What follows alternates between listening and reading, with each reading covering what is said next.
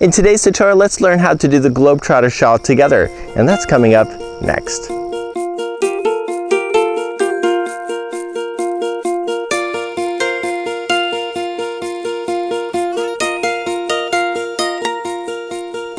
Welcome back to Yarnspirations as well as thecrochetcrowd.com. I'm your host Mikey. Today's tutorial we are going to do the Globetrotter Shawl together, and it's in 4 different chapters in this particular video. On screen now will appear a menu, and you can either learn how to review the pattern with me, or you can just get right started with the Brugge lace, or you can do the center strip, or you can learn how to do the fringe. If you play the whole video, you'll learn everything from start to finish, but I figured I'd give you an option. So without further ado, make your choice now, and we'll see you in the next part of this tutorial.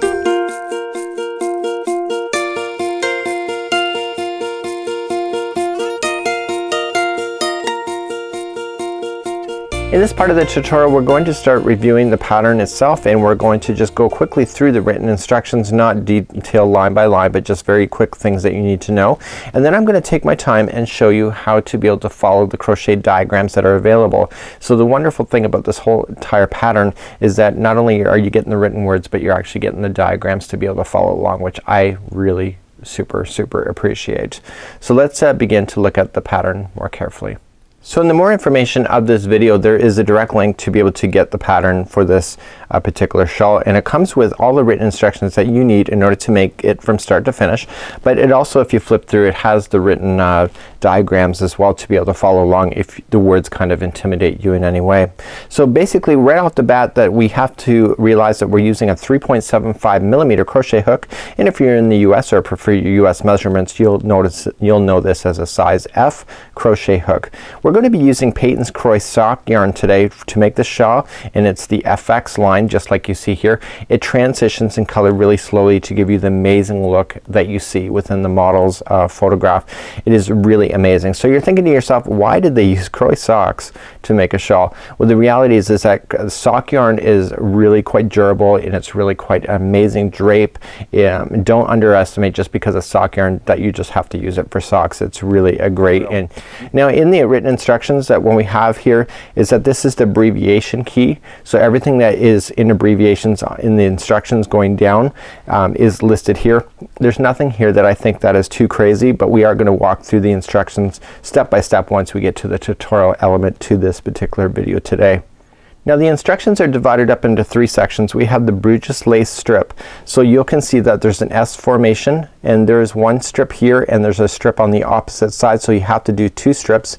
And then what happens is that when you flip the page that you have a center strip, and so then the center strip instructions are like so. And again, this looks like a lot of words, but when I flip it even further, you're gonna notice that there is actually diagrams and more to be able to follow along. So everything that is in written format is basically on this page, and you can have access to that too in the more information of this video. So with the Brugge lace strip being the first 2 things that you need to create, and then you do the center strip which attaches to the Brugge lace strips, we then have the fringing, and of course we're going to cover that later on in this tutorial too. So you basically have 3 different sections that you have to perform in order to make this shawl completely. So now that we've covered the written word instructions, you know, I said it was going to be pretty quick, and it is. I'm actually going to feature more on the diagram, because if you can follow this diagram, you are laughing and you can save yourself a lot of headache. Now one thing I really love about this is that the designer Julia, I actually asked her if she could change the colors of the diagram. Here it's blue and black. They're kind of hard to see, and so she went ahead and she actually changed the colors, and you'll notice that in the written instructions that you'll have access to, where it's orange and black, and it's much easier to be able to tell where you are in the pattern because of the differentials of colors. What we have in the actual set of instructions is that we have the Brugge lace strip. It's in the S formation just like so. This here, the center strip, this is how it attaches. So basically you're gonna do 2 strips and then basically start the center strip by attaching with 1, and we'll get into that as we get further on into this tutorial. And then basically over here, this is the center strip, and you'll notice that there's a repeat pattern just like this, and then here is the other strip on the other side and being able to join it. So basically this diagram here shows the Brugge lace strip on one side, the center strip on the inside, and then the other Brugge lace on the other side. So do you see that there's blue and orange lines here? That's because there's a repeat pattern going on in the center of this, and that's just indicating how many times it's actually happening. So this is a really great concept, but I'm going to now take you into the S formation. This is the one that I think will be the most used and the most complex of the three that you need to use. So let's look at the diagram more closely up, and of course these diagrams, if you can read these kind of things, you're basically laughing, because the reality is that you don't actually have to use any of the written instructions to be able to follow, because you can just follow the diagram. So when we go to start, we're actually gonna start right here. This is a period, this is a slip stitch, and you can either say on the pattern it says chain 13, but you can also just count the number of stitches and go all the way around. So you just go around to chain 13 to form a ring, and then we chain 6. So once you start off like this and go around, and so basically every color change is a different set of instructions as per the written words in the written diagram. So basically you'll follow this one all the way through, and here's 1. So basically it's a double crochet, chain 1, double crochet. So if you're confused at any point on what any of these symbols mean, the wonderful thing about these kind of things is, especially because it's coming from an official source, is that everything that you have for the symbols has a key. And so you can look at the key really quickly and determine what it is. But the reality is that Yarnspirations stays within the standards of the Yarn Craft Council, and because of that this matches all standards. So basically you can look at it, and if you know what the symbol is, you don't have to second guess that it might be something else. So basically you're just following the line, and then basically see where it turns orange. Well, this is the next set of instructions for row number 2. It's got a 2 there. So this is row number 2, and then you follow it and see it stops, and then this is the instructions for row number 3. And so you're following this thing like a snaking formation going all the way up, just like this. And then basically you can see every other line is basically a solid set of instructions. So you have 5 double crochets here, 5 double crochets here. There are basically a single, half double, double, double, and treble, but it's still solid, solid, solid. So the point being is that because every other line is a different color, just like so, it's very easy to follow along. Now where you're gonna get hung up is in this bottom section right here between 17 to 23. I had to do this several times before getting it right, and I had to do it multiple times down the chain in order to do it right. And the reality is that because you're looking at this here, and what the designer explains to me is that I was having trouble remembering what I need to do on the upper side and what I need to do on the bottom. These are not mirror images of each other. So when we go to start off to do the bend, you can see that we have the solids. We have a single, half double, double, double, and treble. And then we finish with that same configuration on this side. But when we go to start the bend on the bottom side, or the curve, it starts off with just some gapping spaces. Okay, and then we go all the way, and it finishes with a gapping space. So what I decided to do for myself, and you can do this for yourself if you wish, is that you can create yourself, just highlight what those are. And the reason why I highlighted it is that I wanted to make sure that I count these properly. So I highlighted where it's solid on the top, and you see that there's 4 solids on the top here, meaning that it's all filled in and there's gapping spaces in between. And this one here, there's only 3. So basically on the top side of the curve you're always gonna have those 4 solids, and on the bottom side you're only gonna have 3. And so this is a combination of 7 rows that do the turn, and because it has only 7 rows, it doesn't allow you to be able to have the mirror image on the other side of this particular pattern today. And this is what I think is the biggest hang up. But I also have another tip for you, which I think is more important. The second biggest tip, other than doing the highlighting, I would recommend grabbing a yarn string and cutting it maybe about 6 feet long, and cut 2 of those and cut them as a different color, and write on the color name on the top here. So if we decide to use red, then write the letters red on the top, and if we'd like to use green on the bottom, write the words green on the bottom. The reason why I want you to do this is that, do you see that this comes down and it just stops? Just like so. And so what I want you to do is that every time you finish an upper curve, I want you to drag a red string through the middle section. So just feed it through and just let it hold there. And every time you do a middle section on the top side, just pull the red through. So eventually you're going to have this red string join all the way across, and it's just a stitch marker.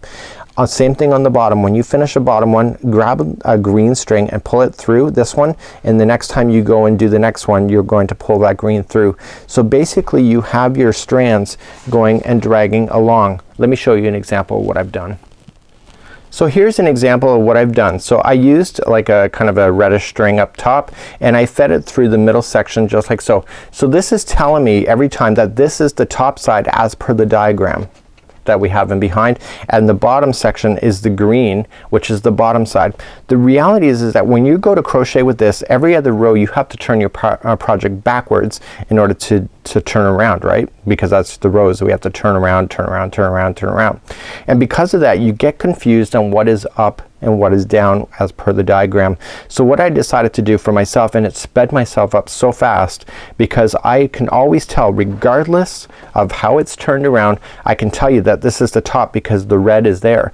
But if this was not here and I turned it, and I turned it enough times, you would never know what is up and what's down, especially if you're watching TV or just being able to look which is up and which is down.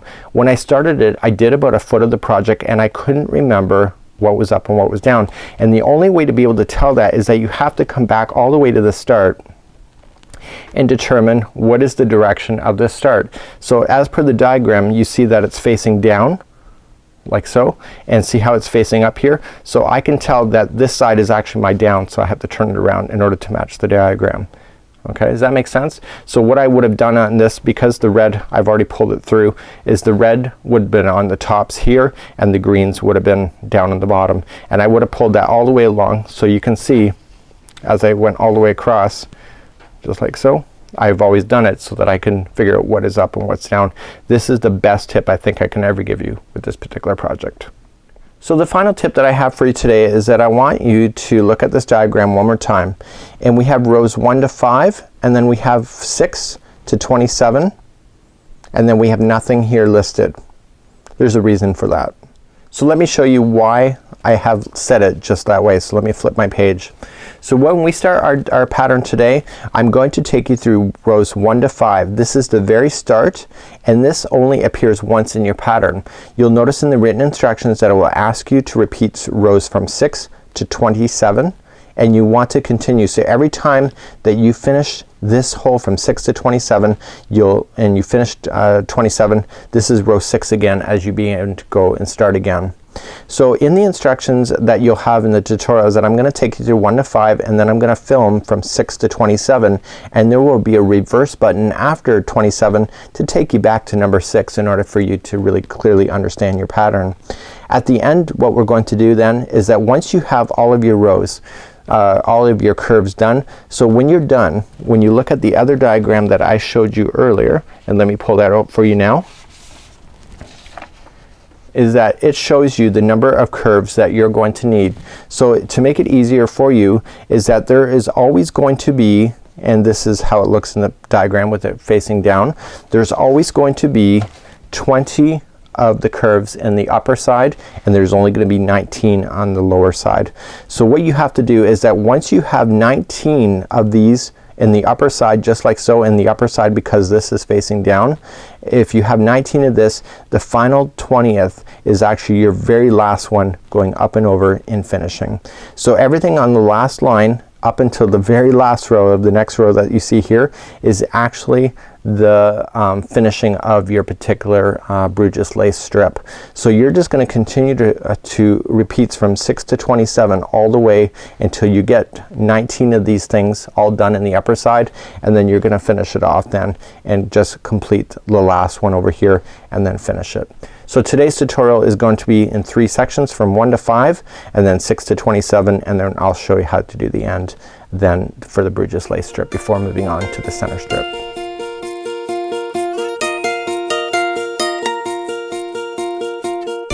So let's start the Brugge lace together, and we're going to need a 3.75 millimeter crochet hook, a size F, and we're going to be using one of the colors for the Croy socks in the FX line. If you would like to achieve the same results that you see within the model. Also, just for information, you're going to need two 6-foot stitch markers, and it's just basically leftover string, and I'm gonna be showing you how to apply. So if you've actually watched the whole pattern review section, you'll know exactly what I'm doing at this particular point, and I'm going to start you off with rows 1 through 5, and then we're gonna then move on to the sections from 6 to 27, which is your repeat pattern. There will be a rewind button at the end of 27 to take you back to row number 6 in order to repeat it, and then we're gonna finish off and do the final curve as we go all the way down the line. So without further ado, let's grab our yarn and let's get started. So let's create a slip knot using your Crochet FX and your 3.75 millimeter crochet hook, and I'm gonna start off with row number 1, and we need to chain 13, and I'm going to be following my crochet diagram on the side of the camera, but you'll never know that because you won't see it. So let's chain 13 to begin. So 1 2 3 4 5 6 7 8 9 10 11 12 and 13. After you get 13 done, please just go into the beginning chain, insert your hook in, grab your yarn and pull through and through as a slip stitch, and that will then form your ring that you need for the very start. Let's begin row number 1, and you'll see in the instructions that it has like the chaining of 6. All of the chains, and let me pull up the diagram just to show you one more time, is that the diagram always starts off with chains. Just like this. So the only time that you don't start off with chains is actually when you're inside of this. So one side will have chains and the other side will not, and it's the same thing on the other side, just like you see. So when you're moving up into the regular sections, and you'll notice that the middle 4 rows are always identical to each other, is that you're always gonna start off with chaining of 6. So let's begin with a chain 6. So 1 2 3 4 5 and 6, and as per the diagram, this one is going to have a double crochet into the very beginning of where you started, so right into that slip stitch where you started, and then you're gonna do a chain 1. You're going to skip 1 chain and go to the second over, and that'll be a double crochet. I'm trying to hide in my loose end at the same time, catching it into the stitch, and then you're going to follow that with a chain 1, and then skip 1 more chain and go to the second one over, and you're going to double crochet.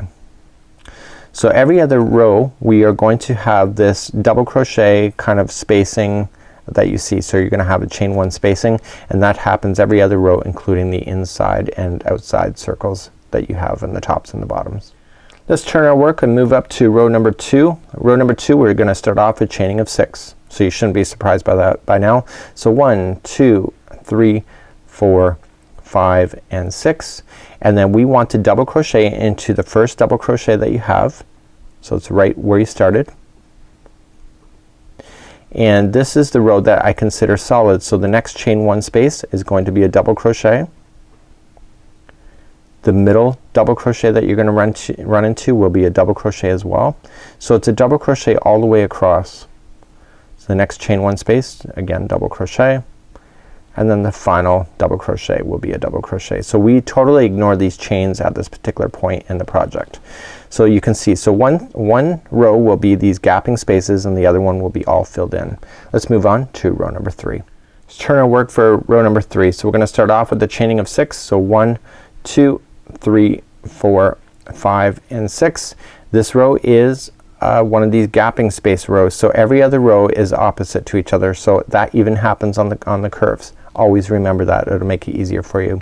So the very first one will be a double crochet into the starting, followed by a chain 1, skip the next double crochet, go into the second one over, so this is the middle one, followed by a chain 1 and go into the last double crochet. So you're skipping over 1. So there'll always only be 5 stitches right in the center, including this will happen on the curves as well, and that's, there we go, is row number 3. Let's move up to row number 4. Let's turn our work and chain 6.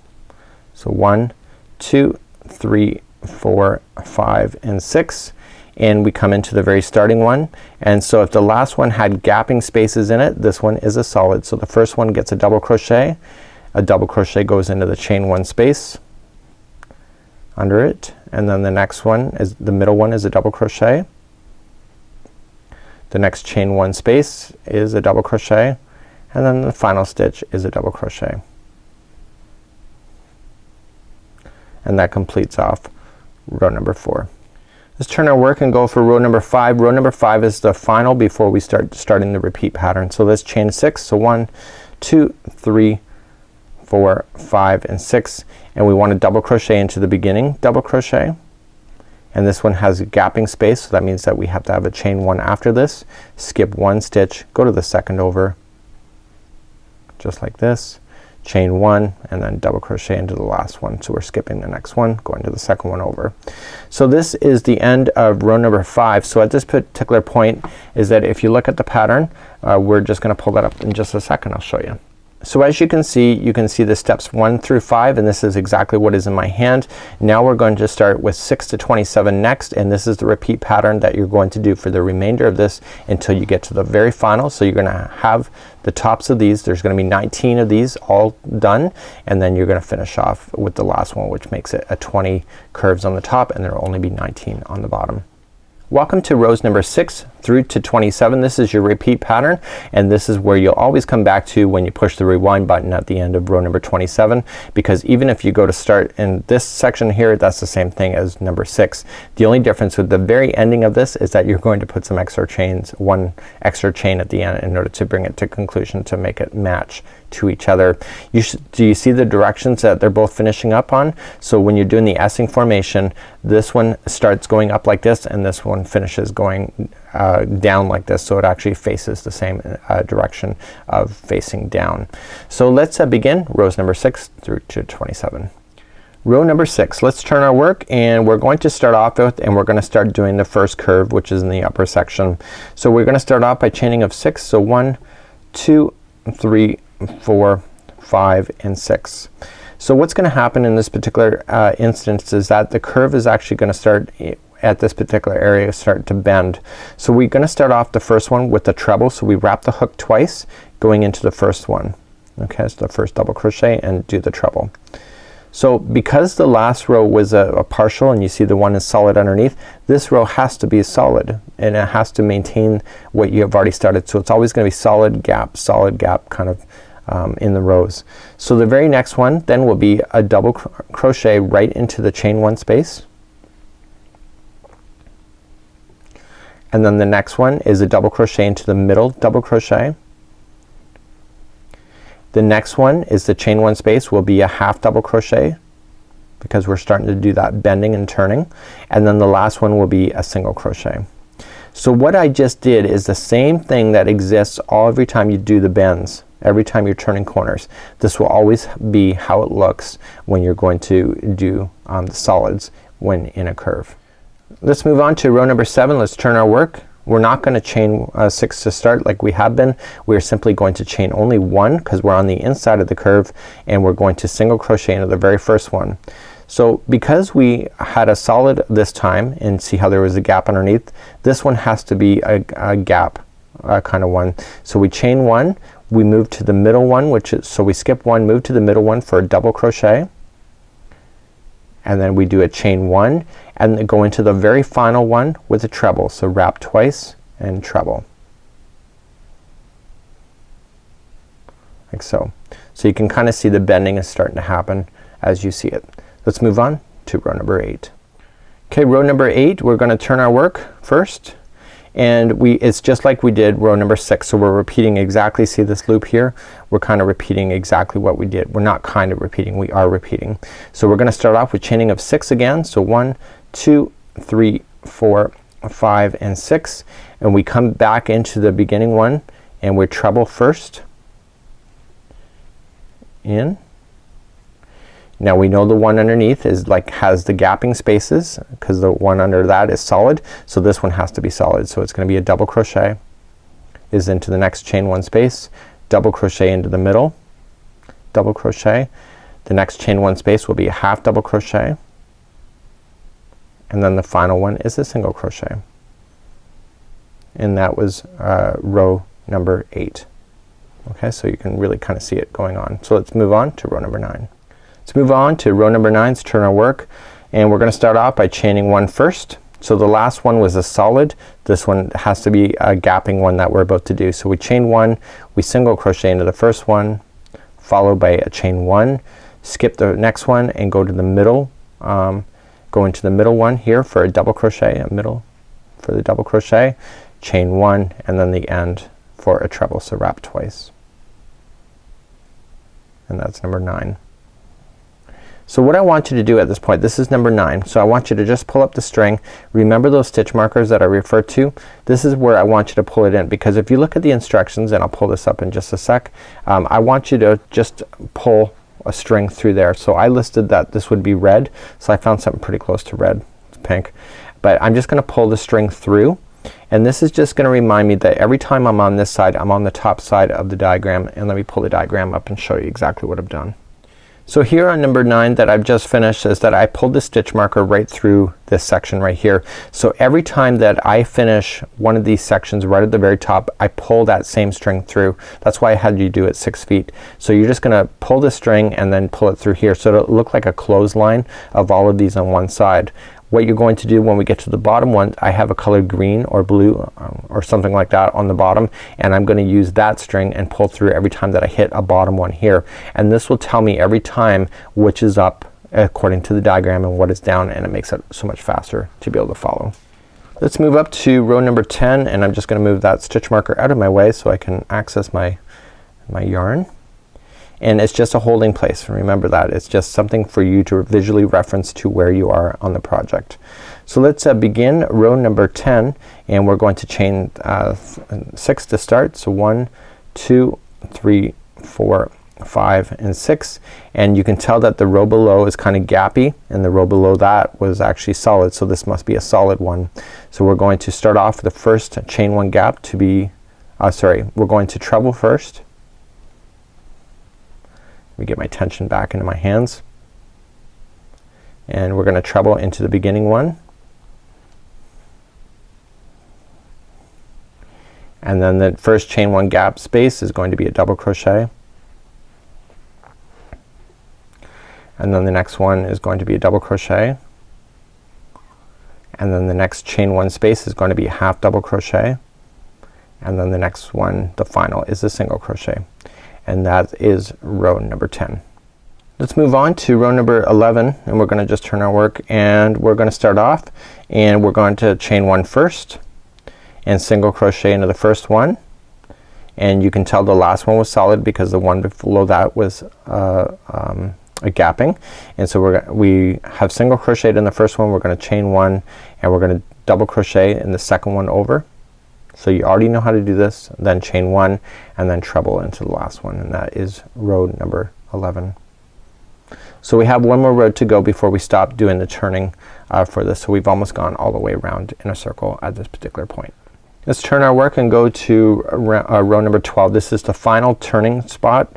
So we're gonna chain 6 first. So 1, 2, 3, 4, 5, and 6, and we treble into the first one. So this is our very last corner before we go straight again down the runway, and basically the next chain 1 space will be a double crochet, the middle one will be a double crochet, the next one will be a half double crochet, and then the final is a single crochet. So this concludes numbers 6 to 12, and so let me just pull out the string, and you can basically see at this point with my stitch markers out of the way that I have done a complete corner of going around in the S formation. So what we're going to do as per the diagram is that we're going to start attaching these to a neighbor, and let me pull the diagram up and show you that again. So as I said, we've finished off row number 12, and this is the final. So when we go to start, we're gonna start attaching it to these chains that are opposite away. So I always say it's across the way. So we're going to start off by chaining a 3, slip stitch, and then chain 3, and then begin this one. These stitches appear upside down because it is following the way, and it's kind of how you're holding it as well. So it's kind of like you're doing this at this particular point, but it's just easier to always keep your diagram straight like this in order for you to make sense. So as you work down the runway, every other one is going to be attaching directly across, and then it's only attaching in 3 spots. So 1, 2, and 3. Once you get this one attached and then you come over here, it's already going to be the start of your next bend or curve as you go around. And I always remember that because it's always the same no matter what side you're on. So when you go in this formation again, it'll always be the same way. So what we're going to do then, let's go from rows 13 all the way to 16, and then we're going to start our bend corner on the bottom side, which is slightly different. It's the same stitches, but it's just starting off differently than it started over here. Let's start on row number 13, and 13 we're gonna start off by chaining 3. So 1, 2, and 3, and I want to position this and turn this in a way that I can reach to the first chain 6. So basically, do you see that there's 3 loops on the top of these? These are your joining across the way. Okay, so basically what I want to do is that I want to go for the very first one that I can see, because that's closest to the semicircle. I want to grab the yarn, pull through and through as a slip stitch, and then I want to chain 3 again. So 1, 2, 3, and then come back to where I was and begin the next one. So because this one's solid down here, this one here is going to be partial, so it's going to be a double crochet into the first one, followed by a chain 1. Okay, double crochet into the second one over, so you're skipping 1, followed by a chain 1, and then you're skipping 1 more and just double crocheting into the final, just like so. So basically you've just successfully done one of the joins in the semicircle going around. Let's move on to row number 14.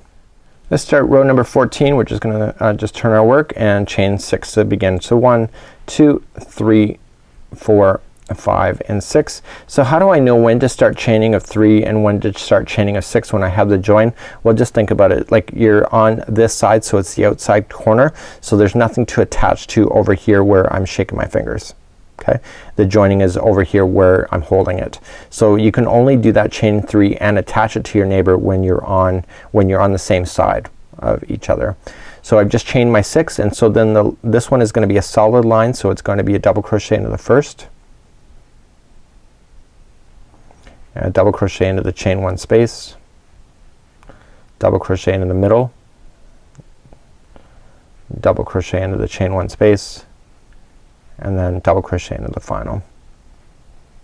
And so now when I go to start the next one, I can tell I'm on the same side, so I'm on the inside of the turn, and we're gonna start on row number 15 next. Row number 15 we're going to attach to our neighbor, so we're going to chain only 3, 1, 2, and 3. Just reach over and look for the next loop that's available to you and is ready for you.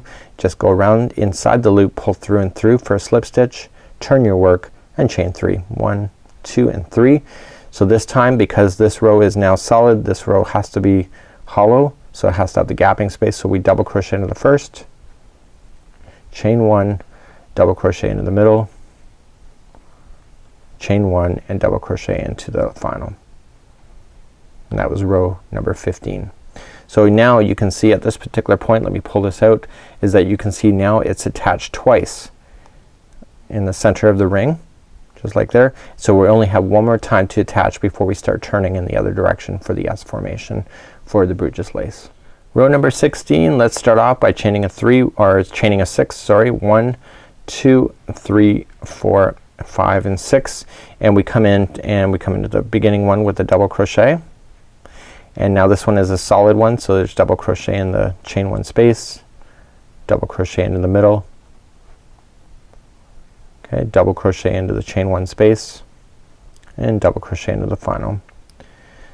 And that concludes off row number 16. So row number 17 we're going to do our final join over here, and then we're gonna start bending in the opposite direction for where we are to keep that S formation going that you can see in the diagram.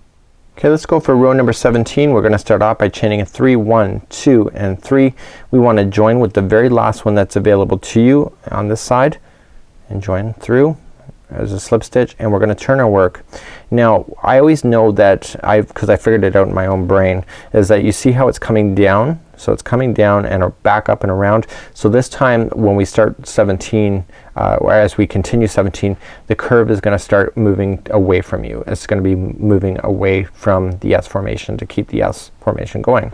So what I always remember is that I'm gonna chain 3. So 1, 2 and 3, and I always remember that this time when I go to start this is that I have to start off with the treble first, because I know that the curve is working away from me. So I have to start off bigger first, followed by a chain 1, because this is a gapping one, followed by a chain 1, and the middle one is a double crochet, followed by a chain 1 and then a single crochet. So basically this is now the center point of the next one that's going to be working in this direction right here. Let's move on to row number 18.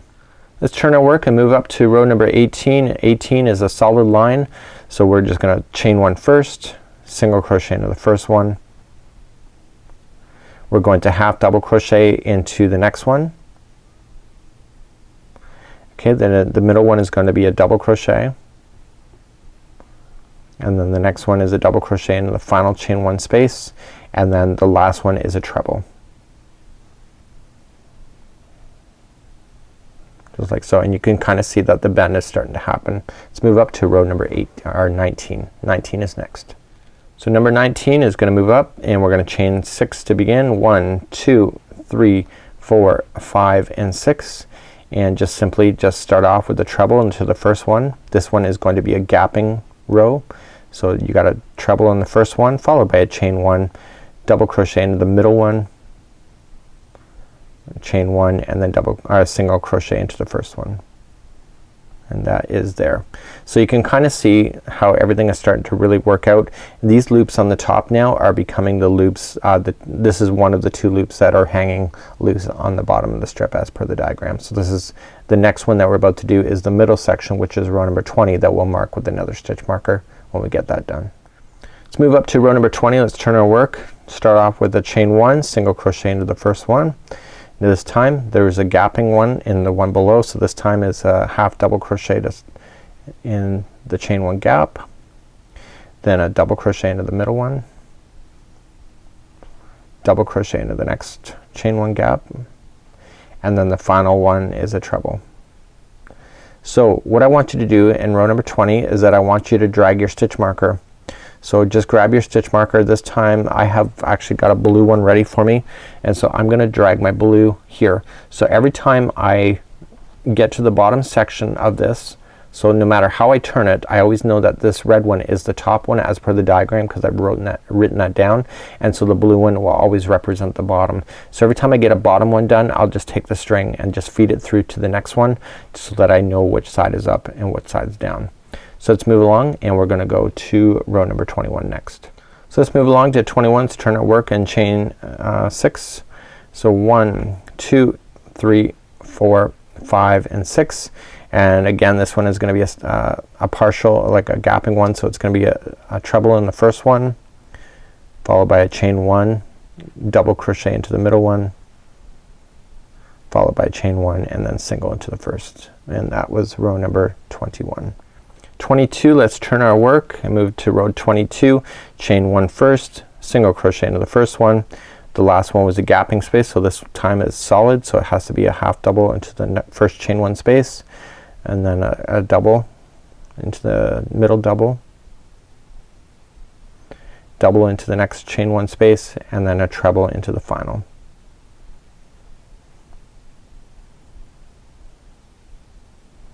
Like so. So that is row number 22. Let's move along to row number 23. 23 is the final before we start going straight again up the other side. So number 23, we're going to chain 6. So 1, 2, 3, 4, 5 and 6. Treble into the first one. And I can tell from the row below and even from the diagram that it's going to be a partial, so it's chain 1 and then double into the middle one, chain 1 and then single into the next one. So this concludes actually making the whole bend on the bottom side. So let me pull up the work and show you exactly what's going on. So you can see that you've come up this side, come back down, and now you're starting to bend, and now you're finished doing the bottom corner. And now as we go up, we're gonna start joining it to these 3 that you see here. So these top 2 that you see at the top where the stitch markers in between is gonna be what's attaching to your center lace, and then the bottom ones here are these 2 are gonna be the hanging loose. It depends on how you're putting it on your project, but you should always have 2 loops hanging on the bottom and always 2 loops hanging on the top that are not attached to anything else. Let's begin row number 24. 24, we're gonna start off by chaining a 3. So 1, 2, 3. We wanna join to the neighbor, so you're just gonna bend it around and look for the 3 that you can see. There's 1, 2, and 3. It's gonna be the first one. So just slip stitch around it and then chain 3 again. So 1, 2, 3, and then go back to where you're working. And this is number 24, this row. So you can see that there's a gapping spaces in the rows below, but we're just going to do double crochets in each one, including the gapping spaces across. Remember, there's only gonna be 5. So basically it's double crochet in the middle one, double crochet into the chain 1 space, and double crochet into the final. And that completes off row number 24. And so you can see how you've just joined it to the neighbor as well. Let's turn our work and go to row number 25. We're gonna start by chaining of 6. So 1, 2, 3, 4, 5, and 6. Coming back in, we're just gonna double crochet into the beginning. And this one's a gapping row, so it's chain 1 after that, double crochet into the middle one,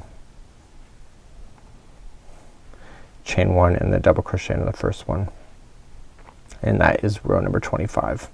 Row number 26, we're gonna start off by chaining a 3. So 1, 2, and 3, and then we just this time we just stretch this back out and get where the next one is going up the other side. And there it is. And we're just gonna slip stitch around it and then chain 3, 1, 2, and 3, and then this time it's a double crochet in each one of the 5 stitches that are there.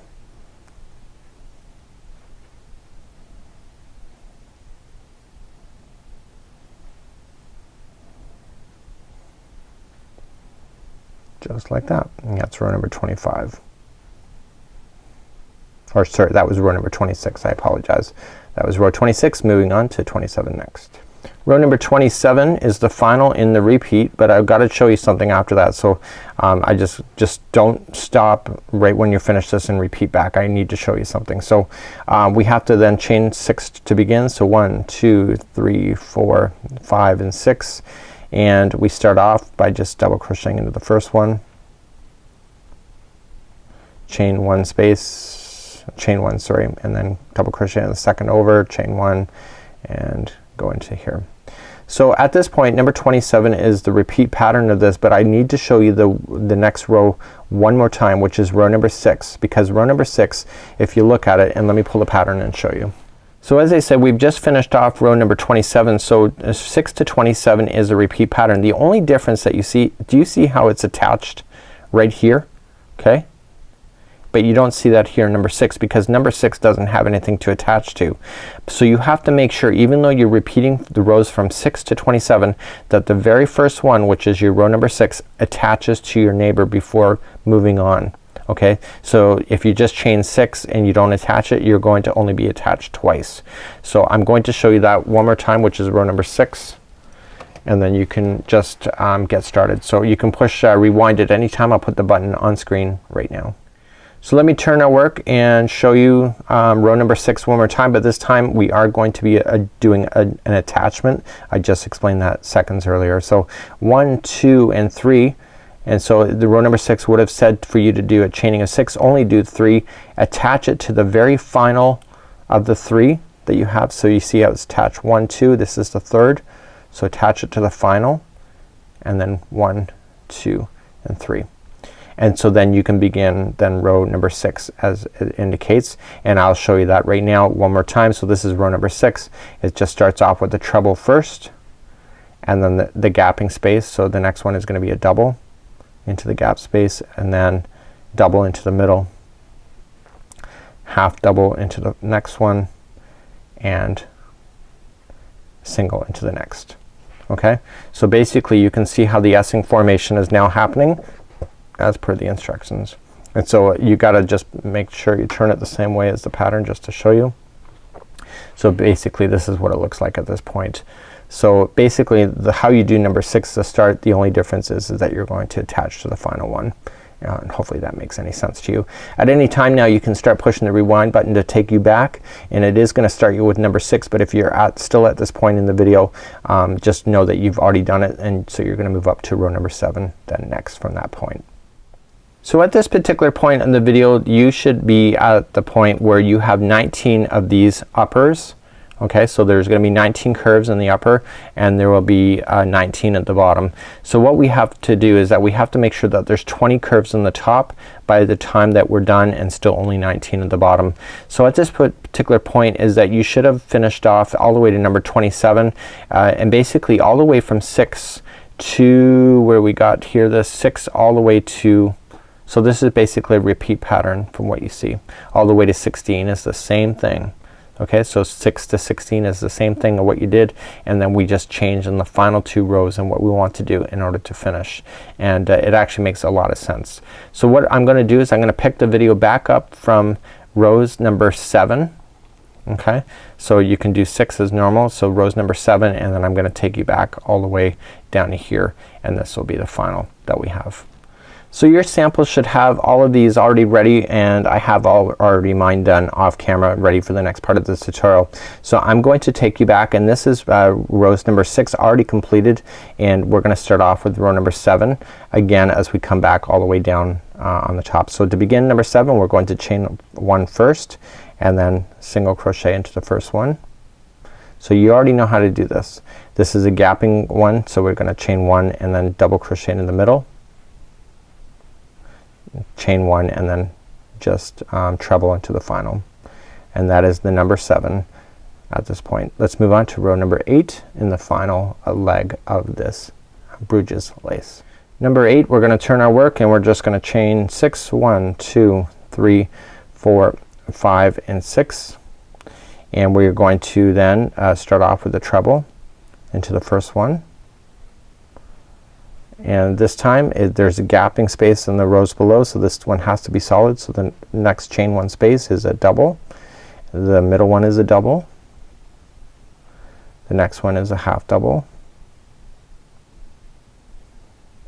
and then a single crochet, and that was row number 8. Let's move on to row number 9.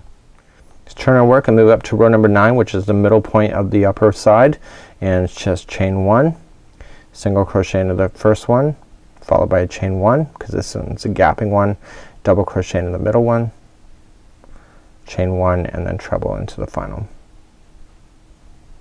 So at this particular point too, you can pull you have number 9 done, you can pull that yarn through, so you can pull your stitch marker through the top side just to make sure that you don't lose count of which is which. And you probably most likely would have been doing this all the way across if you're following my lead. So let's continue to row number 10. Let's turn our work and do number 10, and it's starting off with chain 6. So 1, 2, 3, 4, 5 and 6, and starting off with a treble, and this one is a solid line, so the next one then is a double right in the first chain 1 space, and double into the middle one, and half double into the final chain 1 space, and single into the last, and this was row number 10. Let's move on to row number 11. Let's turn our work, move up to row number 11, chain 1 first, single crochet into the first one, okay, and then chain 1, double crochet into the middle one, chain 1, and then just treble into the final, and that was row number 11. Row number 12, let's turn our work, chain 6, 1, 2, 3, 4, 5 and 6, treble into the first, okay, and then double into the first chain 1 space, double into the middle, okay, half double into the next chain 1 space, and single into the next, and this is row number 12. So you can really see the bending is starting to happen once again, if you can see it like that.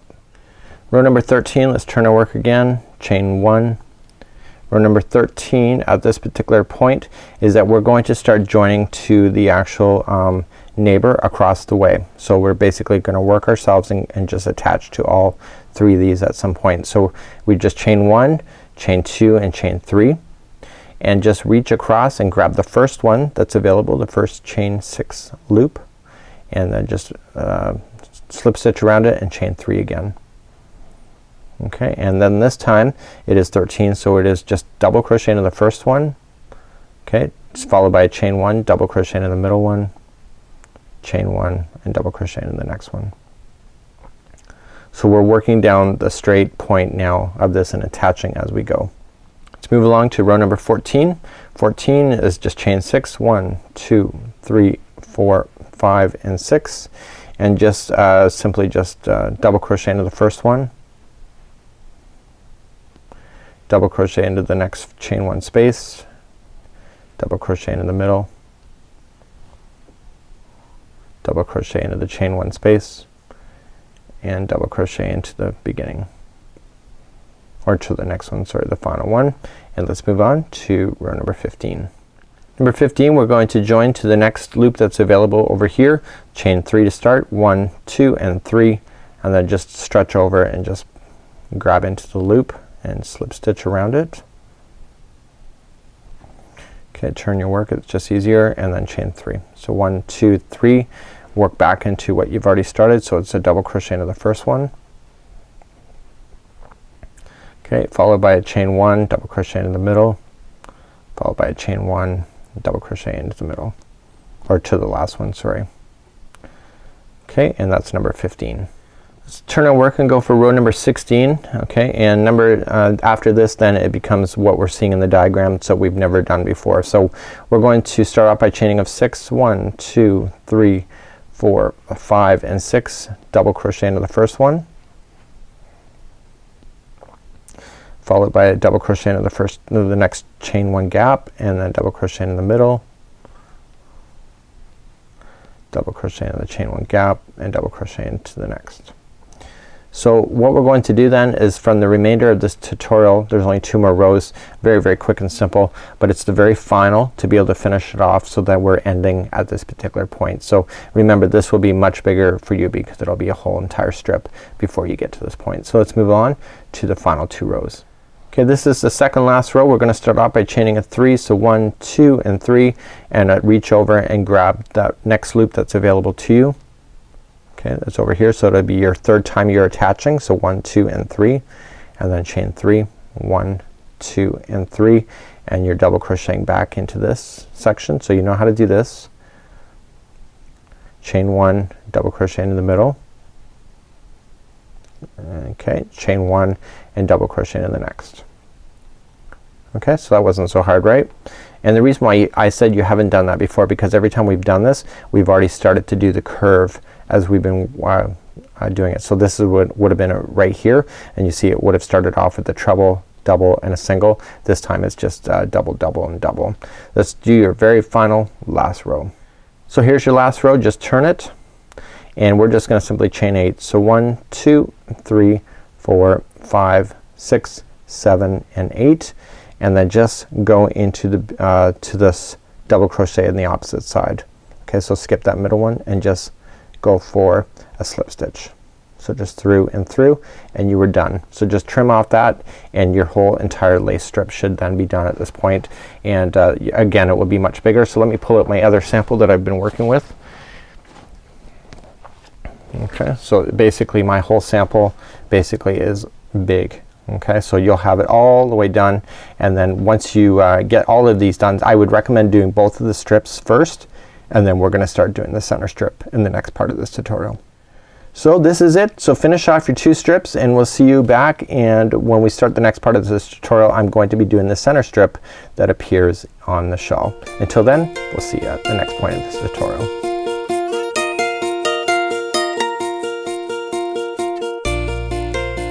So now it's time to move on to the center strip, and you can see it on the model here. It's a really generous strip. There is a repeat pattern that exists within what we're about to do, and you can actually see that we're gonna do the center strip next. So let's begin, and we're gonna start off with reviewing some of the instructions first, including the diagram.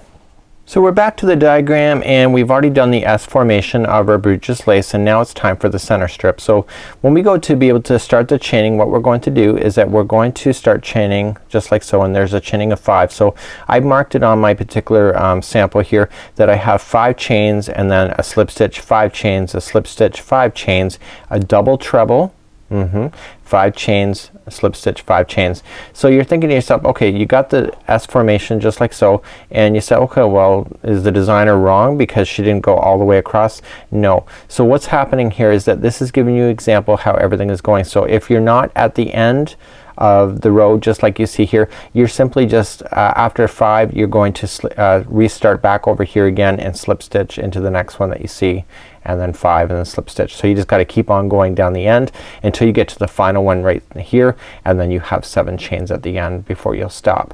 And so it really gives you a great indication. So what you see in the diagram here is rows number 1, okay, and 2, just like this.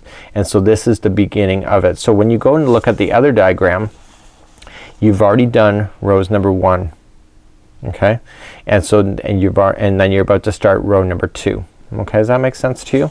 So basically it's the same thing. See? 1 and 2. Okay? It's the same. So what you're going to do then, you're going to, after you get this done, you're going to repeat right from 2 to 6 3 more times, and then complete number 7 that you see here, and then 8. Okay, at the very end. And then this shows you how to attach the other Brugge lace on the other side, and we'll get to that point. So basically at this point in the tutorial I'm going to show you how to join onto one of your strips. So you gotta pick up one, and do you see how this is facing away from the designer? Okay, it's away from the center strip, because if you look at the other example that I had in the actual pattern, you can see here the Brugge, this is the first one. So the first one faces away from the center strip just like it shows in the diagram. Okay, so the base, the first one faces away. And so basically you're going to attach all the way across. So at this point we're going to attach it starting on this side, okay, and work our way across and join the beginning chain as we go to the first strip. So let's begin our first chain that we're going to do, and it's going to be attaching. So you want to match the diagram to your sample.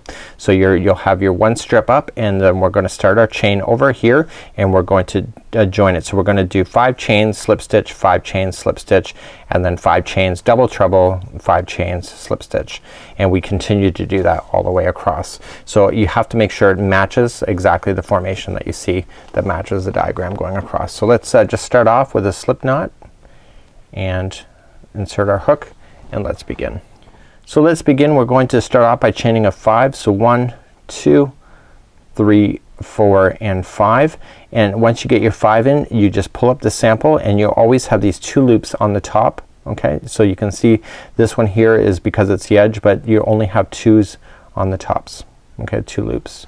So we're gonna go into the first one. So we're just gonna go around the chain 6 gap, or chain 6 loop, and pull through and through. So it's just a slip stitch, chain 5, 1 2 3 4 5, okay, slip stitch around the next one, chain 6 gap there, okay, and now chain 5, 1 2 3 4 and 5, and now we're going to double treble right into this section right here. So go right completely around it. So to double treble we wrap 3 times. So 1 2 and 3.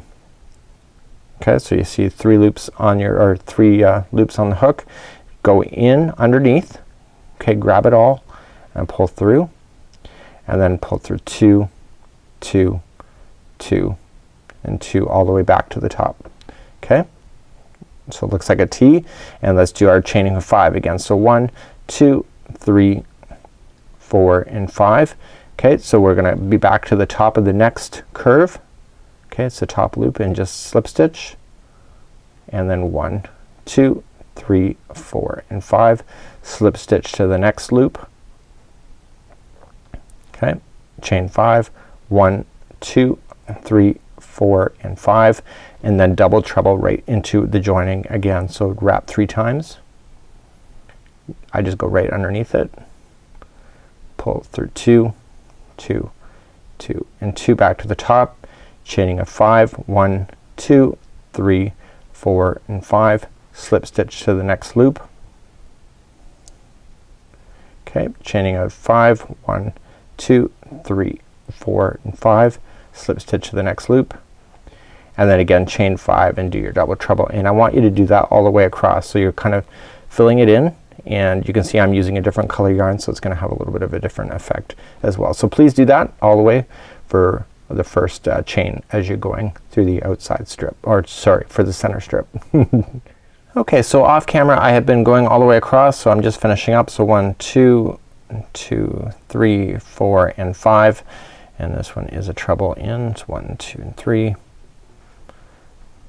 And so I want to follow exactly what I saw in the diagram on how it's finishing. So 1, 2, 3, 4 and 5. So I'm just gonna come into the final curve that you see. We're gonna get the first one, first slip stitch, chain 5, 1, 2, 3, 4 and 5, get the next one, first slip stitch. Okay, and so the final, after the final one that you get on the top is chaining of 7. So we want to finish this with a chain 7. So 1, 2, 3, 4, 5, 6 and 7. So that concludes on the first row to be able to go all the way across. And so now I've just joined it, and you can see I've used accent color in order to do so. So let's move on to the next part of this, the next row. So I want to start row number 1, and row number 1 basically we're just gonna double crochet straight across. Do not double crochet around the chain itself. Use the actual chain to go into. It'll keep the work more stable, because you'll end up with really inconsistency if you actually use this as a chain to go around to. So go into each one of the chains as you go. I've just kind of marked it that there is 5 double crochets in between where it's joining. So every time you get your one that is over top of the slip stitch, you are going to just double crochet around the entire thing. So you're just gonna go right over top into this sections that you see here, into the chain 6s that you can see. So this row is very simple, just stay within the chain. So let's begin to do that next. So off camera I've already turned my work, and I want to go to the 4th stitch. So 1, 2, 3 and 4, and I want to double crochet. Okay, and it's gonna require a little bit of getting used to at first.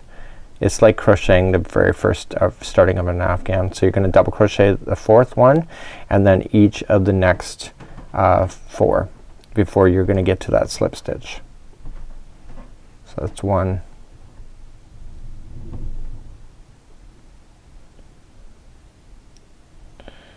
I want to be very honest in this video that if I'm struggling, I want to show you that I'm struggling a little bit, because I just want to keep this video real. So this is 3, 4. Okay, so there you see. So 1, 2, 3, 4 and 5. So there should be a total of that. So I have my 4 in, and now the 5th one, okay, the 5th is gonna be right over top into this chain 6. So we're just gonna double crochet, just going right into it. Okay, so right over the chain into that chain 6 of the gapping space, and double crochet as normal.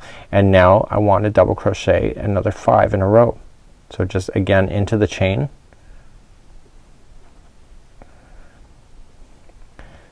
See, a lazy person like me, normally I would probably do it. I'd probably just go around the whole chain and say screw it, but I'm not going to. I think it makes a huge difference on this particular pattern. This is a higher end shawl, so I don't want to cut the corners of it, because I don't want it to look like that at the end. So 3, 4 and 5. Okay, so there should be 5 double crochets before you get to that slip stitch again. Once you're at the slip stitch, you just double crochet right over top of the chain and into that turning chain, or into where it's curving. So okay, let's continue. I'm just gonna continue one more time. So we just go to the next 5. So just right into the next 5 chains. I'm getting a little quicker. I'm getting more used to it. Again, it's creatures of habit, right? We just gotta practice. And every time I get 5, Now if I've off counted by 1, I will probably fudge it. I'm not gonna deny that. So you probably would never notice anyway. So I have my 5 in again. Now I'm over top of the actual double treble, and so I'm just gonna double crochet into that one as normal. Okay, so every time you're over a double treble, it's just normally just 1 right over top of it, and then there will be another 5 after that one before you hit the next slip stitch. So 1, 2, 3,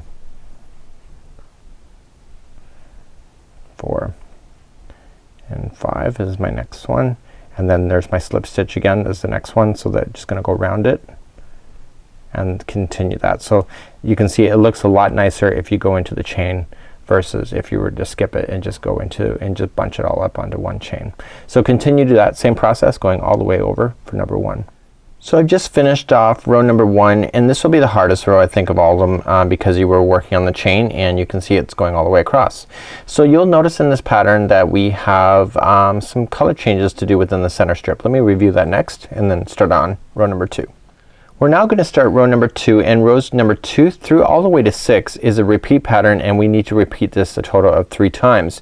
But you should know that if you're following the diagram in here and the written instructions, that rows number 4 and 5 are different colors. So this fancy stitch work in the middle is a different color. I'm gonna use red of all things. I want an accent color through at the center. So when I'm working on this between rows 2 to 6, I'm gonna change my colors in rows number 4 and 5. And let's begin to do row number 2 next.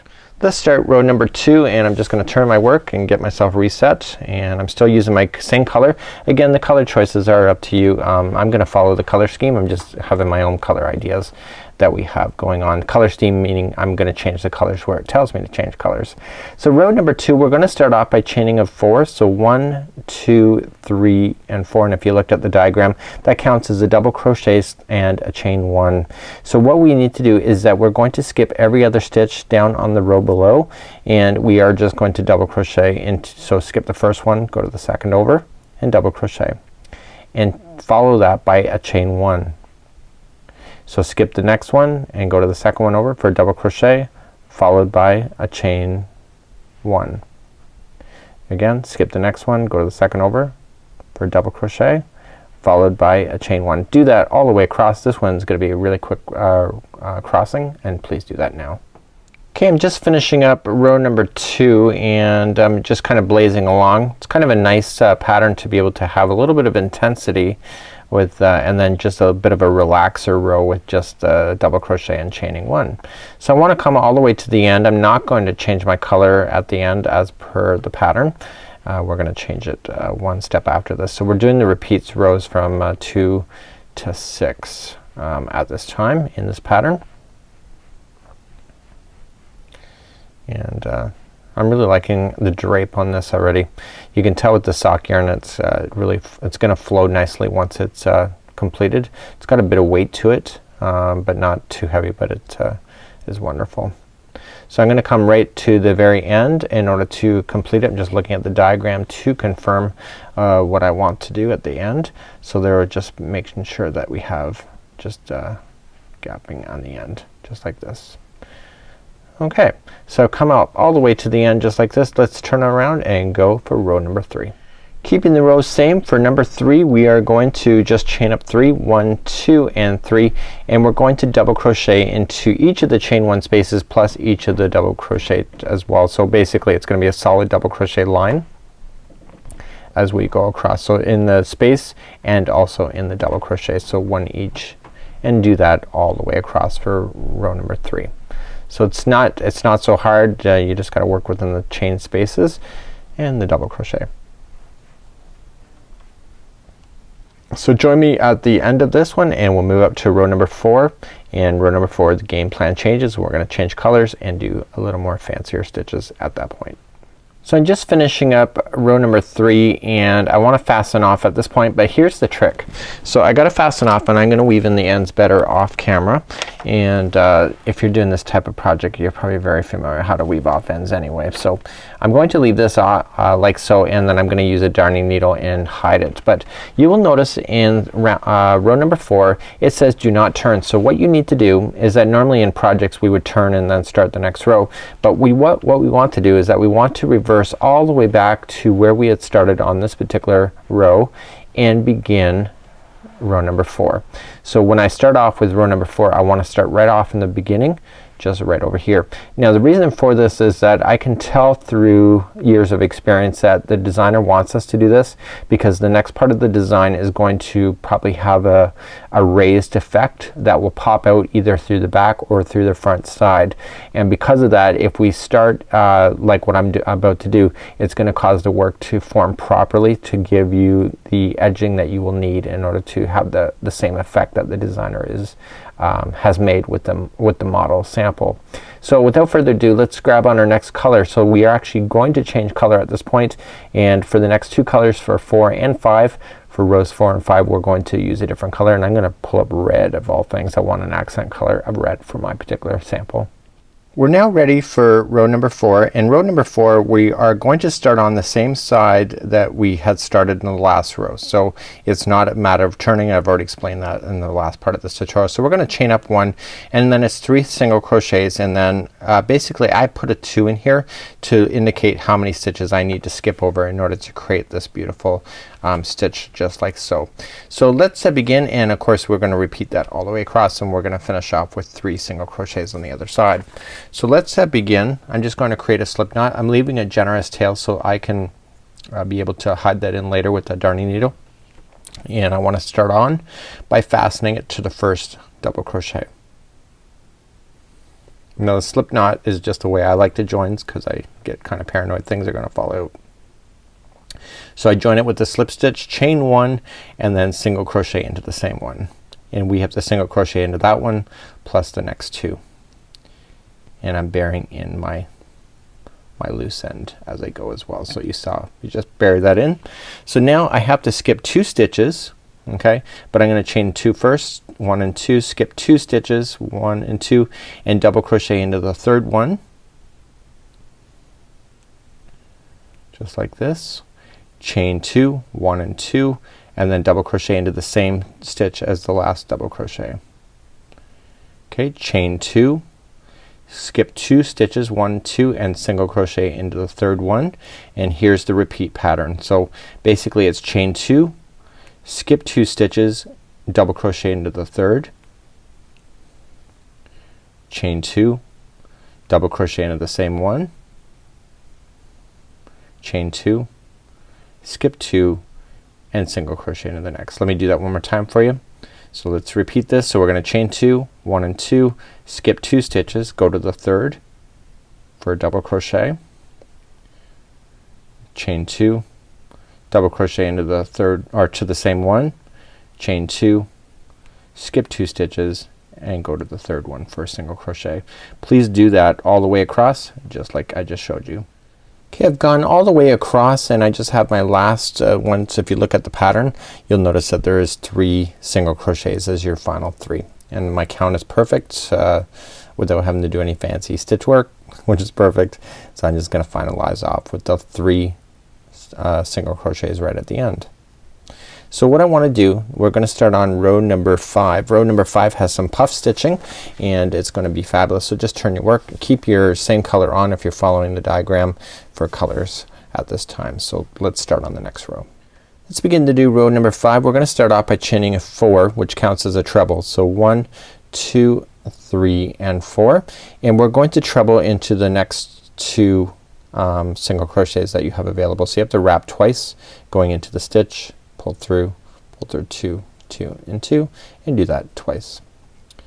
So we're going to be doing puff stitching after this. So let's get our trebles done. So you should have a total of 3, and now let's begin to do the puff stitch, and the puff stitch is done right in the middle of the V that you have right here. Okay, so every time you have a V you're doing puff stitching. To do the puff stitching we're just going to wrap the hook and yarn over and go in and into the center of the V, pull through. Okay, and we're gonna continue to do that 2 more times. Okay, so let's do it again. We're gonna yarn over, go into the same spot and pull through. You're leaving all of these loops onto the hook, and we're gonna do it 1 more time. So yarn over, go through everything and keep it. So what we want to do is that we want to pull this yarn through everything but the last 2 loops. So pull everything through, just go right to the last one. Let's begin to do the puff stitch. So what we're going to do is that we're going to do puff stitches inside each one of these V's that you have. So here and here, and the puff stitching is going to kind of fan out. So let's we're gonna yarn over, go right into the center of the V and pull the yarn through and hold it, and then do it again. So yarn over, go into the center of the V, pull through and hold. So you're keeping all of this stuff on your hook, yarn over, pull everything through and hold. So what you need to do is that you need to go pull through everything but the final loop. You don't want to go through the final loop. So just yarn over and pull through everything, and it may take a bit of getting used to do that, and then yarn over and pull through the remaining 2. We're gonna repeat how to do this again. So at this point we're going to chain 2, 1 and 2. Let's do another puff stitch into the center of the V, and there's a total of 3 of those inside each one of those. So we yarn over, going in, pull through. So that was 1, yarn over, pull through, that's 2, yarn over, go through, pull through, that's 3. Okay, so we're gonna yarn over and pull through everything but the final loop. Okay, and then yarn over and pull through the final 2, and then chain 2, and let's begin to do this again. So this is the final one. So yarn over, going in, pull through, yarn over, in, so that was number 2, yarn over, in, pull through. Okay, so pull through everything but the final loop, and then yarn over and pull through 2. So every time you get a group of 3 in there, you're going to chain 1 only, and then start into the next V all the way over here. Okay, so let's begin to do that again. So yarn over, going into the next V, pull through, that was 1, do it again, 2, 3, there you go. Pull through everything but the final loop. So you only have 2 loops on your hook, and then yarn over and pull through the both, and then chain 2, 1 and 2. Okay, let's do another puff stitch. So in, and do it a total of 3 times. Okay, pull through everything but the final loop. So you have the 2 loops on your hook, pull through the 2, then chain 2. Okay, another puff stitch in. Okay, pull through everything but the final loop, and yarn over and pull through the final. And because you've got your 3 in there, in order to get to the next one you only have to chain 1 and then begin to do the puff stitching for 3 more times. And please do that all the way across, and you end up with it looking like this at this point. So I'm just finishing up row number 5, and I'm doing my puff stitching at the very end, and it takes a little bit more time to go across when you're doing the puff stitching, but luckily you don't have to do it very often. So it's not a deal breaker for me, and I do understand why the designer has asked for it, because it actually is quite exquisite, and I know it's gonna be worth the time after the end. So I'm just finishing up my puff stitch. There we go. We're gonna to keep in line with the pattern, we're just gonna simply just treble right into the final 3. So to treble, remember, wrap your hook twice and treble in into the final 3. Now I'm going to be done with this color, and in order to keep it in line with the color scheme that the designer has asked for, this is where you will change your colors, and if you don't want to, that's completely up to you. So this is what it looks like at this point, and we're gonna move back to the gray color as we move along within this pattern. I guess at this point you're just gonna trim off your ends, just weave them off, and we're gonna move up to the next row, and we're gonna start exactly where we left off. It's not like the other row where we did the red, where we started off on going back in the other direction. So we're just gonna turn our project, grab our gray, and then move up to the next part of this tutorial. So let's begin round number 6. So this is the final row before it repeats, and you have to go back to 2 again in order to repeat the pattern going all the way. So you're gonna repeat from 2 to 6 3 times after this point. So let's start off. I'm just gonna insert my hook into the beginning, and I'm just gonna join it with a slip stitch. I prefer this method because I get paranoid things are gonna fall out, and I'm just gonna let my tails fall down. We're gonna just simply just chain 3. So 1, 2 and 3, and the first 2 trebles that you see here, and I'm gonna put my ends underneath, is that there's gonna be 1 double each. Okay, and we're just doing double crochet all the way across, but where we position the double crochet is really important. So you have your 3, I'm just gonna move these in behind, you have your 3 what are those, puff stitches. So according to the instructions, that there is a double crochet in 1 puff stitch, a double crochet into the chain 2 space, double crochet in the puff, double crochet into the chain 2 space, and then a double crochet into the space here. So it's just a matter of just watching where everything's going. So let's start. We're just gonna double crochet into the first puff.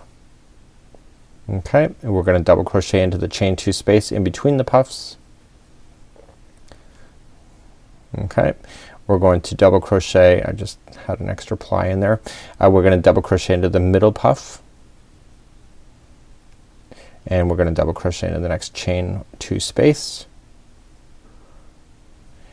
and then we're gonna double crochet into the final puff like so, and then double crochet into the gapping space. Okay, so we're in between the 2 groups. So let's review that one more time. So a puff, double crochet into the first puff, double crochet into the chain 2 space, double crochet into the next puff, double crochet into the chain 2 space, double crochet into the final puff of that group of 3, and then just double crochet in between the 2 groups of 3. Continue to do that all the way across, and you'll notice that it's gonna really start coming out really quite pretty at this point. So just double crochet across, exactly what I just said, and when we come back, this is gonna be the end of the repeats for 2 to 6. You'll have to repeat what you've just seen done here 3 more times in order to make it work, and then you have to, we'll come back and I have to do a lot of crocheting off camera, bring you back, and we'll finish up number 7 together, as well as the final row, and then we'll attach the other side, and then we'll be done with today's tutorial. I'm now finishing up row number 6, and I'm just double crocheting all the way across, and the final 3 trebles, you're just 1 double crochet into each. On screen right now it'll say to rewind back to row number 2, where we'll start at this point. And if you look at the instructions, do you see that we have the nice stripe of the red? So when you look at the instructions that you have here, is that you see that there's blue lines, and those are representing the stripes that we're going to do. So if you're at the first time going through this video and you've just completed the first one, you need to do 3 more strips of this, so there'll be a total of 4. And then at the very end I'm gonna come back, and then we're gonna finish off, and we're gonna do row number 7 and 8 here, and then basically it's attaching. So I'm gonna leave that for you. I got a lot of homework off camera to complete at this time, and I want to keep on this color and move back to row number 2 to begin the process of doing this all over again. So the advantage is I don't have to do this chain like I started off with in the very beginning. We can just start off row number 2, which has the gapping spaces like so, and it's really quite fabulous. Well, I'm back, and due to the miracle of the internet, you'd think I just left you minutes ago, and here it is complete. Well, the reality is that the filming last night finished around 9:30 p.m. and it's now 4 o'clock the very next day on being able to do it. So I've actually done the remainder of the center just overnight and throughout the day today. So what you should have at this point is, before you go on to the next part of this tutorial, is that you should have the repeat pattern 3 more times, and this will give you 4 layers of colors if you're changing it as per the diagram. So when we have it in the diagram itself, is that I would have told you that you needed to repeat from 2 all the way to 6, coming back up, and now in this part of the tutorial we're gonna finish the final 2 rows, which is number 7, and then the very next row, and the next row actually attaches to the other side of the other lace strip that you haven't touched at this point. So without further ado, let's move on to row number 7, and it's exactly kind of what you've already done with row number 2, and let's just get this done. So row number 7 should be no surprise to you. It's going to be starting with the chaining of 4. So 1, 2, 3, 4. We skip the first one, go to the second, and double crochet. So we already done that before in row number 2. We're just doing it one more time. So then after that, chain 1, skip the next stitch, and then double crochet into the second one over. So chain 1, skip the first stitch, double crochet into the second over. Please do that to complete row number 7. Okay, so off camera I went across and I did my stitches that I needed to do for row number 7, and it was basically the double crochet, chain 1, double crochet, as you see. So I'm taking you back to the original one that we started off with right in the beginning of doing the Brugge lace, and we did our center strip. Now do you notice that the way the look of this Brugge lace is? So you see that the center strip is here and the edges, the starting is facing away from the center. Do you see that? So no matter what side you're looking at, the starting is away. So when I started the next project, or sorry, the center strip, you would have noticed that when I did the center strip, the first one is facing away. So what I need you to do at this point, as we're going to start up to do the final row, is that the next strip that we're about to apply, okay, and here it is off camera, is that I want to make sure that it's going to face the correct way. So if I do it like this, okay, and it's matching the same, then I know that I've done it wrong. So I have to make sure that it's facing away. So this finishing is gonna face away from the project. So it basically is going to join like this. Okay, so once you get that into your mind, it's really quite easy. So within this particular area of the tutorial, what I did on this, okay, is that there's actually 6 double crochets and then you have the slip stitch. 6 double crochets, slip stitch. So you're slip stitching into the chaining 6 area just like so, and then there's 6 again. And then what we need to do in this area, which is kind of neat, if we remember in the very beginning that when we did the Brugge lace attaching before, do you remember that we came down with a double treble all the way down just like so?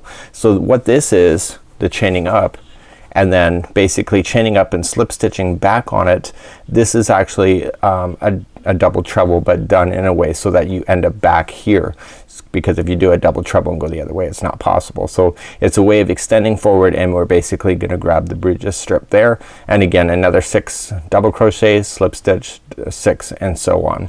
So let's begin and let's do this. I've never done anything like this, so let's play with this idea on camera. So let's begin the final row. So you're going to see me attaching new yarn. The reason for it is that the last yarn ball, I only had like 3 or 4 feet left, and I did not want to start the line and then have to have a change of the yarn like so close to the end of the project. So I'd probably be changing it just like within a couple inches in. So I didn't want that. So I'm going to attach the yarn, and you will have just immediately just start to chain up. So you're going to chain up 3, and I'm just gonna attach some new stuff. And sometimes you have to make that judgment call when you're working with yarn especially. So that was 1, 2, and 3.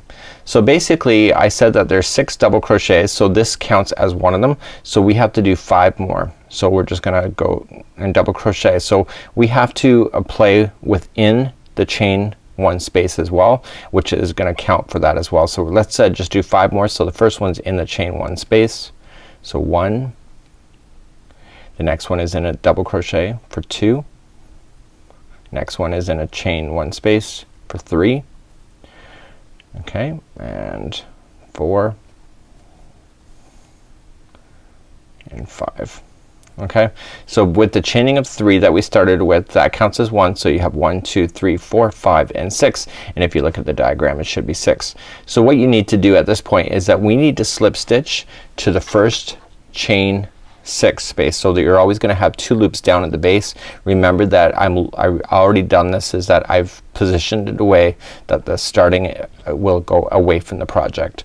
So to do this, all I'm just gonna do is put the hook into the chain 6 loop, grab the yarn and pull through, and immediately just start double crocheting into the next 6 spots. Okay, so that this one is going to be 1, and then the chain 1 space is for 2. Okay, double crochet for 3, double crochet for 4, double crochet for 5, and double crochet for 6. So now that I have 6 in one more time, whoops, I'm just gonna do that 6 again. I could just, it doesn't feel right in my hand, so I'm not gonna settle for that. So just do that 6 ones one more time, and now I want to grab the next chain 6 loop that's available to me.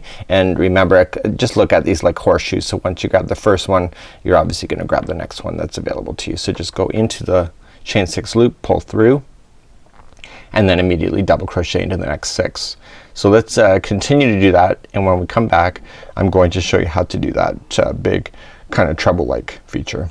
So let's start our next 6 again. I just needed a quick break, sorry about that, and I just want to do the next 6. So double crochet, remember you're going into the chain 1 space as well to count. So this is 2 and 3, 4,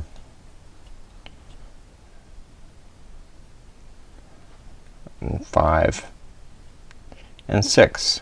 So I have my 6 in again, but as per the diagram we have to do the chaining, and there's 5 chains. So we're just gonna immediately just start chaining of 5. So 1, 2, 3, 4 and 5, and we're going to slip stitch. So with the next one we're going to slip stitch right in the middle.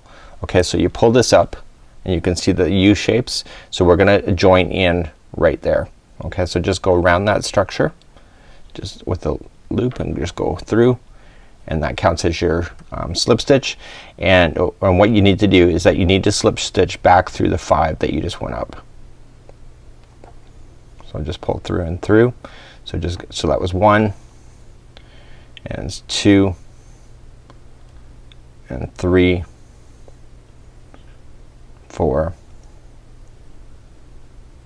that was 4, and this is 5. So now that I have my 5 in there, you can see that it's now attached. You see that? And so now I just continue back on the same row again. So we just go for another 6. So 1, 2, 3, 4, 5 and 6. Now that I have my 6 in, I'm going to look for the next U that's available to me. Make sure you don't twist it up. Okay, so I'm going for the next one that's available and just insert the loop around. Okay, that was a slip stitch, and do another 6. So we're back down on the row again. So 1, 2, 3, 4, 5 and 6. Again, you got your 6. Look for the next one in the shape, and I keep taking out my hook. I probably shouldn't be. I just do it out of habit. I just pull through and then go for another 6, and then we're going to do that double treble chain look again. So 1, 2,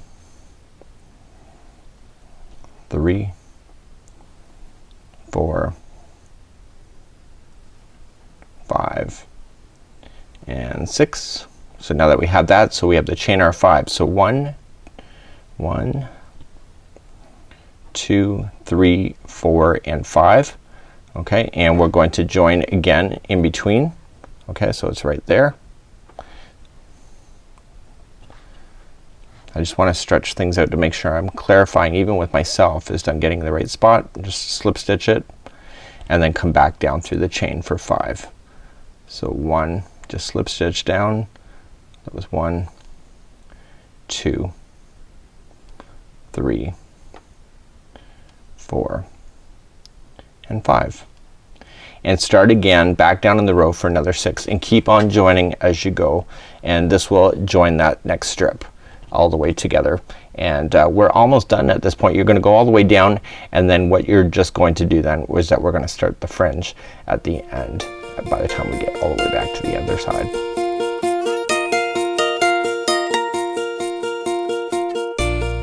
It's now time to start working on the fringe. Now the fringe has 20 different spots on where it goes across. Now what you're seeing here is actually not a complete accurate look of the fringe because I'm not done. So every one of these loops on the outside here will get 2 fringes each. So there'd be 1 and 2, and then every one of course in the inside will also get 2. So I've only put 1 in each. To be quite honest with you and to be very transparent with you, I kind of misread that on the pattern. So I'm coming back, take number 2 to go back and put in 2. So what you have here when you're looking at the fringe is that all the ones, do you see that there's that double crochet and chain 1? There's nothing hanging in that row. So basically you have the solid row with just 1 hanging. You skip the one with the the chain 1 and double crochet, and then solid again you put one along the red section here, and then again solid you put one there, and then you skip the one with the chain 1 double crochet in there. So you do that all the way across, and then you come back to the other side, and just like you started on the other side is that the final 3 loops on the outside Brugge's lace will also get 1. So let's review on how to do this. To do the fringe you're going to need a tape measure, and you got to make sure it can at least go to 24 inches across.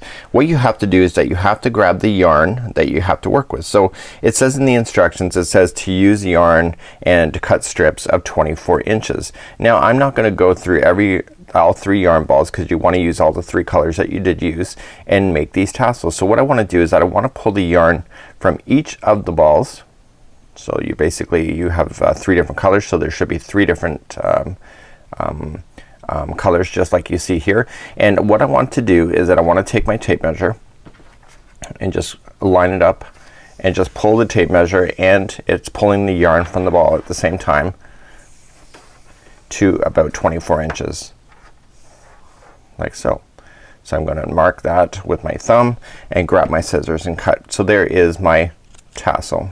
So I would have done, and I did this for this one, is that I would do a whack of these, a whack meaning many, and so I'll do many of these at the same time because it's just easier to measure and cut and just put it aside and then get ready to do your project. So I want to fold it in half, and I want to form the loop on the top just like so. So what makes a difference on this particular project is that if you look really carefully you can see that the strings go across the horizontal when you're doing the tassels, and on the other side when you turn it around it's actually missing that because it's the back side. So what you have to always be paying attention to is that the angle that you put your hook in this particular side will matter. So where it's going horizontal. So for example I don't want to go down and grab this and pull up and fix it, and then the other one I go up from the underside and then fix it. So I have to make sure that I'm going in the same direction for each one if you want the consistency to be the same across the side. The horizontal lines that you see here, now this is done because I have gone up from the underside, so I want to make sure that I'm doing that the same all the way. So to do this I'm just gonna come into the outside stitch that I want. Okay, so it's just in row, and I want to insert my hook from the underside and grab the loop of 3. Now the hook size is bigger than what I was using for the project because there's more yarn on the hook, that the smaller 3.75 a size F will not do this very quickly or very accurately. So I want to pull through, get all 3, grab the yarn, so you're gonna have 6 strands on your hook that you're about to pull through, and you pull through like so, and just basically let it hang. So that's how you would do it all the way across. Okay, so each one of these on the outside are going to get 2 each in order to make the consistency of the fringe. Now you're thinking to yourself, okay, is it accurate and are they hanging at equal lengths? No, not really, but you can trim that afterward once you're done. So just continue to do that all the way across.